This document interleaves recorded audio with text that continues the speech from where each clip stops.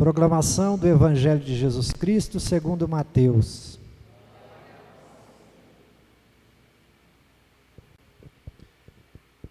Naquele tempo, vendo Jesus as multidões, subiu ao monte e sentou-se.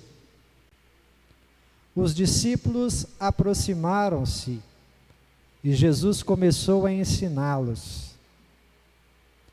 Bem-aventurados os pobres em espírito, porque deles é o reino dos céus. Bem-aventurados os aflitos, porque serão consolados. Bem-aventurados os mansos, porque possuirão a terra. Bem-aventurados os que têm fome e sede de justiça, porque serão saciados. Bem-aventurados os misericordiosos, porque alcançarão misericórdia. Bem-aventurados os puros de coração, porque verão a Deus. Bem-aventurados os que promovem a paz, porque serão chamados filhos de Deus.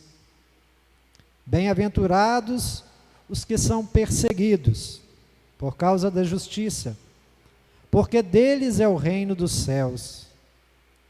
Bem-aventurados sois vós, quando vos injuriarem e perseguirem, e mentindo, disserem todo tipo de mal contra vós, por causa de mim. Alegrai-vos e exultai, porque será grande a vossa recompensa nos céus. Palavra da salvação. Glória a vós.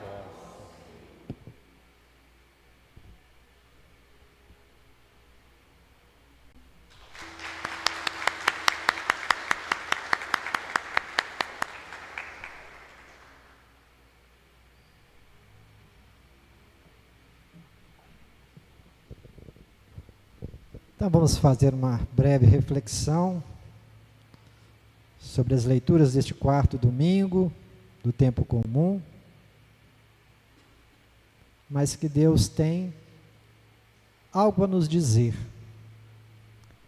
Começando pela primeira leitura, a profecia de Sofonias,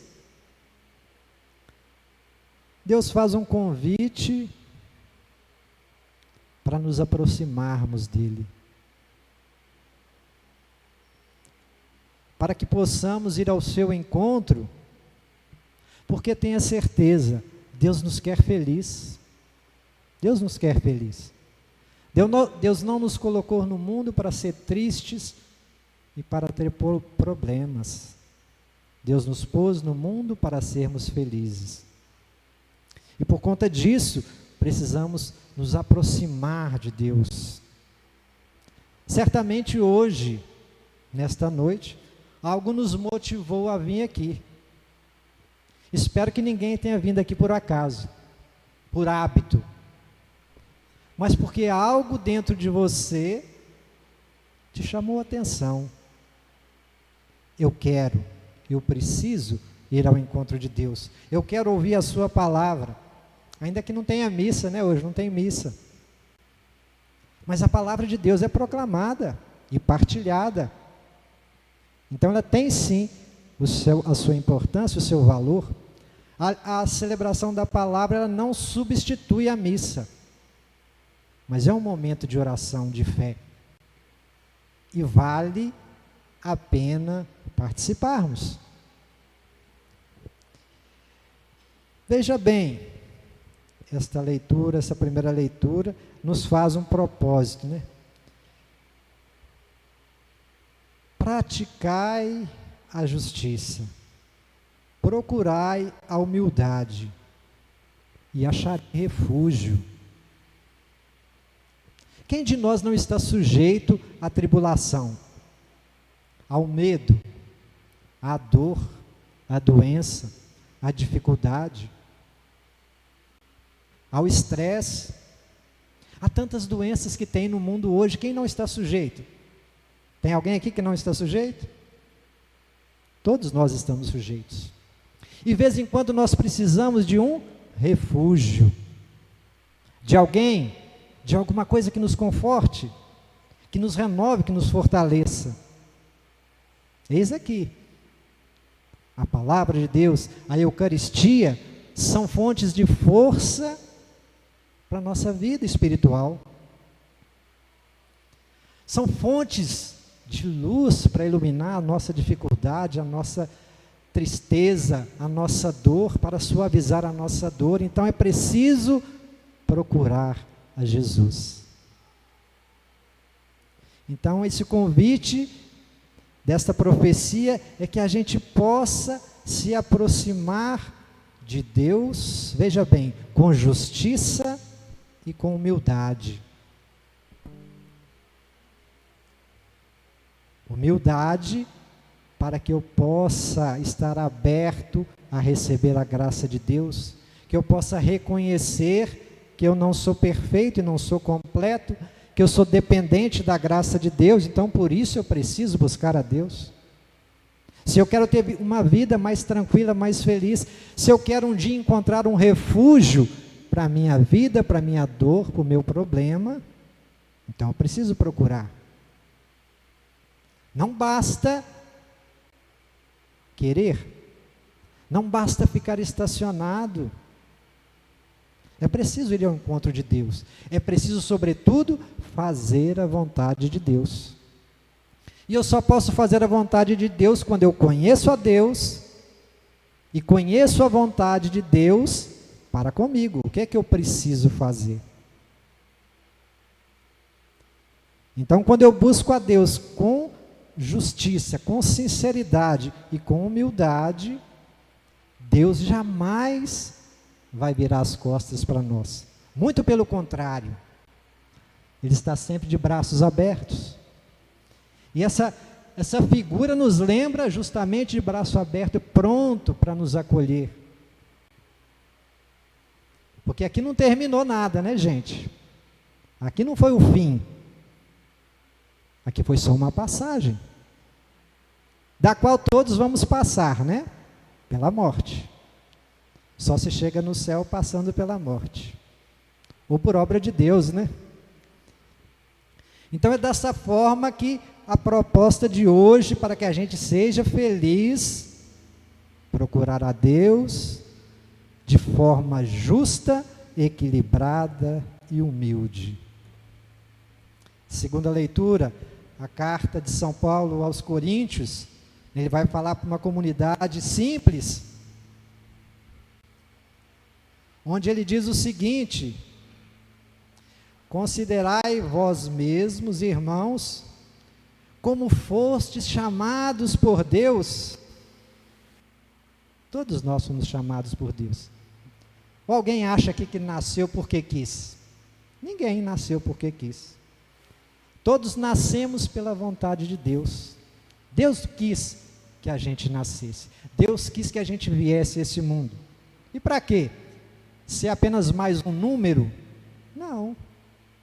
Para que a gente conhecesse esse Deus e vivesse conforme as suas orientações. Porque o único meio, o único caminho de ser feliz é estando em intimidade com Deus, é conhecendo Deus e o seu projeto de vida e salvação que nos vai levar à verdadeira alegria, à verdadeira felicidade. A felicidade não está num lugar constantemente, eu estou cheio de problema, eu quero viajar para me ser feliz. Puxa, a viagem pode ser muito boa, né? Mas a felicidade não está em um lugar, ela está numa pessoa, na pessoa de Jesus, e na pessoa de cada um de nós. A minha felicidade está dentro de mim, não está lá fora, não está em um lugar, não está em uma situação. Então eu preciso entender que a felicidade está dentro de mim. Eu preciso encontrar a alegria e a felicidade dentro de mim, não lá fora. Que infelizmente, lá fora podemos até encontrar momentos de alegria, de prazer, de satisfação, mas passa. Mas a alegria e a felicidade que existe dentro de mim é permanente. E quanto mais eu alimento essa alegria, essa felicidade, conhecendo e buscando a palavra de Deus, mais convencido e mais feliz eu estarei. Às vezes a gente vê que parece que Jesus vem na contramão. E às vezes é mesmo.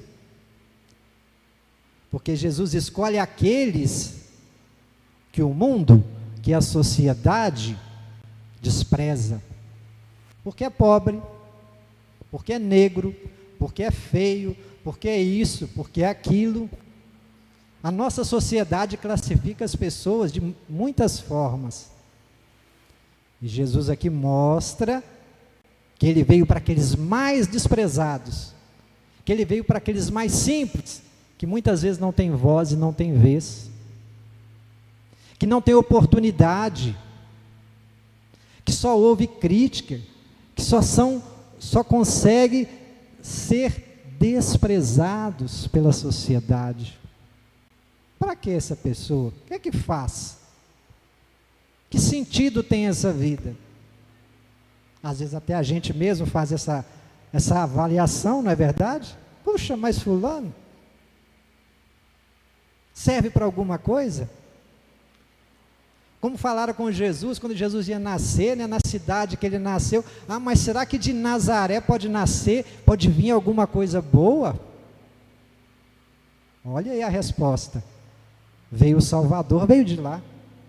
Então a gente precisa também mudar os nossos critérios de avaliar as pessoas. Porque muitas vezes nós apenas apontamos os erros, as fraquezas, as fragilidades. É isso, é aquilo, ele é assim, ele é assado, ele faz isso, ele faz aquilo. E perdemos com isso a oportunidade de conhecer o lado bom das pessoas.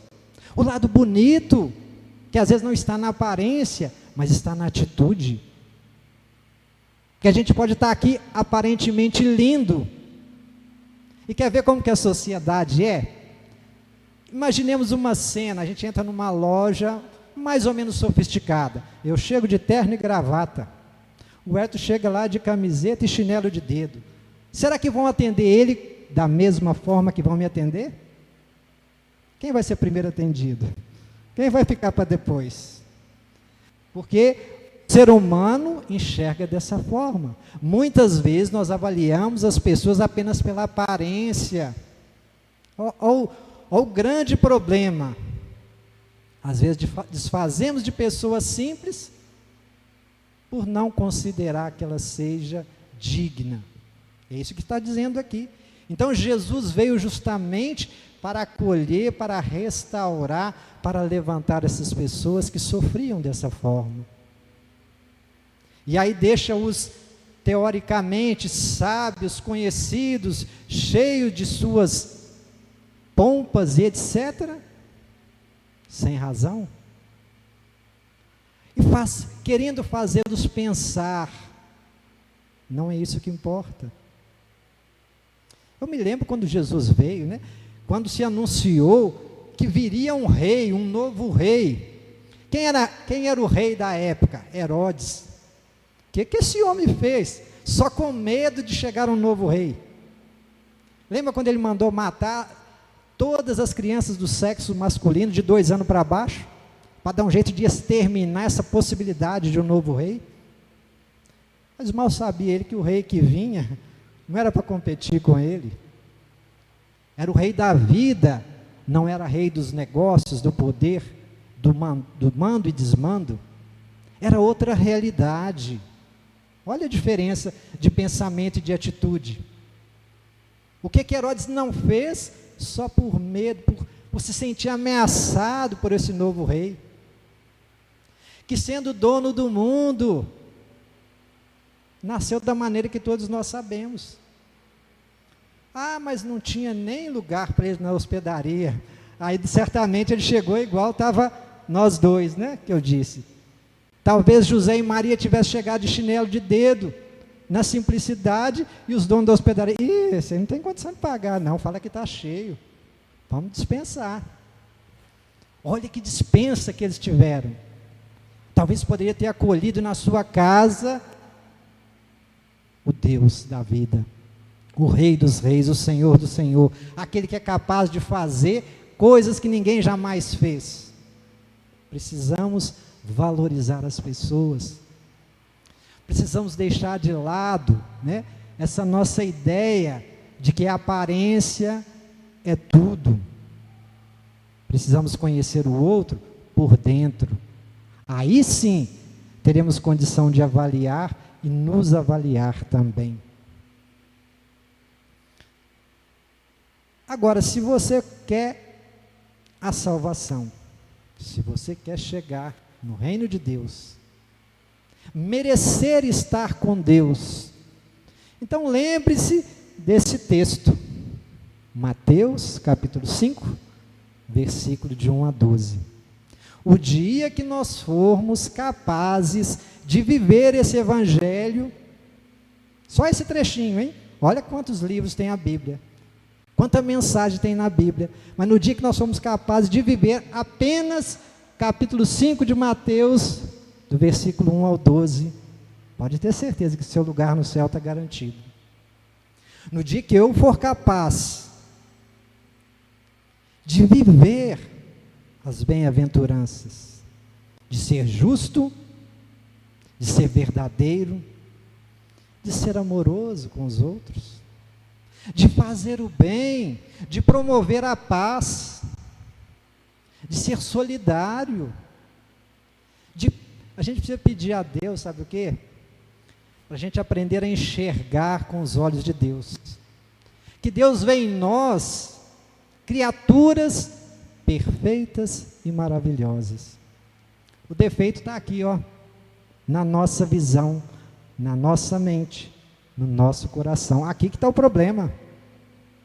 Porque você já reparou, às vezes a gente fala assim, nossa, mas que coisa feia. E tem um outro que acha que é lindo. Nossa, menino, mas você arrumou um namorado feio que dói. Mas às vezes para aquela pessoa, aquele rapaz é o homem mais lindo do mundo. Percebe então que a questão não é a aparência, mas é a maneira de enxergar. Então, se você quer alcançar o reino de Deus, espero que todos queiram, viva, se esforce para viver as bem-aventuranças, porque Deus dá todas as garantias aqui. Se você promove a paz, você vai ter paz. Se você é justo, você será justificado. Se você promove o amor, a solidariedade, nada vai te faltar. A garantia está aqui, ó. Se você quer promover, quer ajudar a paz a acontecer no mundo, comece por você. Tenha atitudes coerentes com a paz, com o amor, com o perdão, com o direito, com a liberdade, com o bom senso. Muda de vida. Teve uma época que eu estava numa caminhada que eu falei assim, quando eu comecei a conhecer um pouco melhor a Deus, eu falei para mim mesmo, falei assim, puxa, agora eu vou mudar o mundo.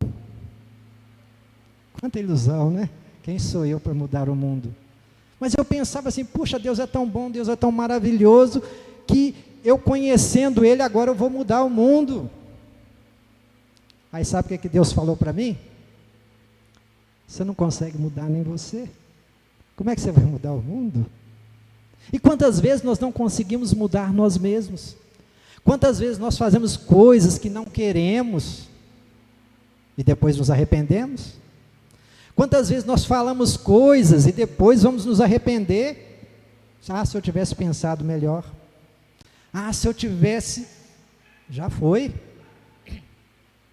Então nós precisamos ter muito cuidado com o nosso jeito de falar e de agir, com os nossos apontamentos, né?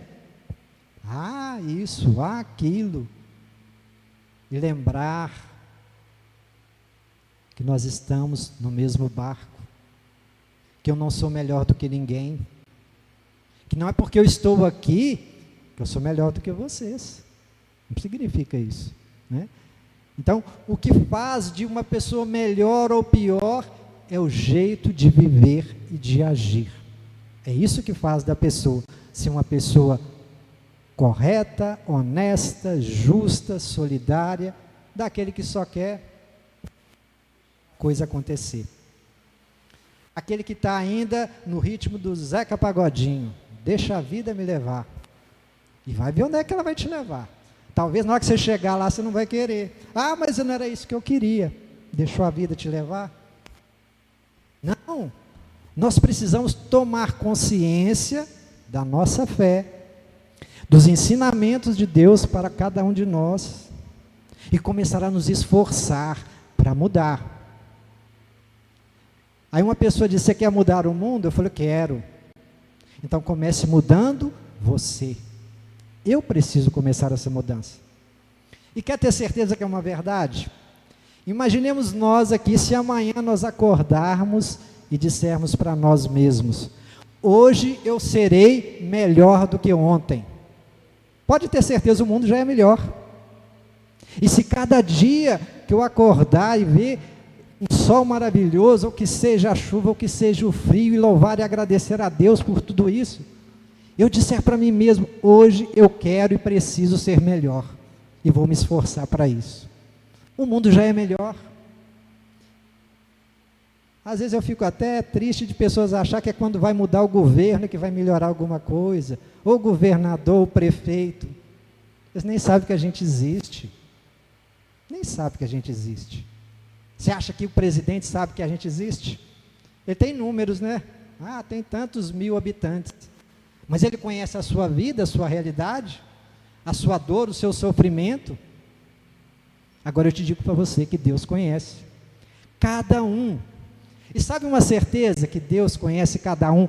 Nos mínimos detalhes, tem aquela passagem que fala que nem um fio de cabelo da nossa cabeça cai sem que Deus tome conhecimento. Ah, esse conhece. Esse me conhece por inteiro, conhece a cada um.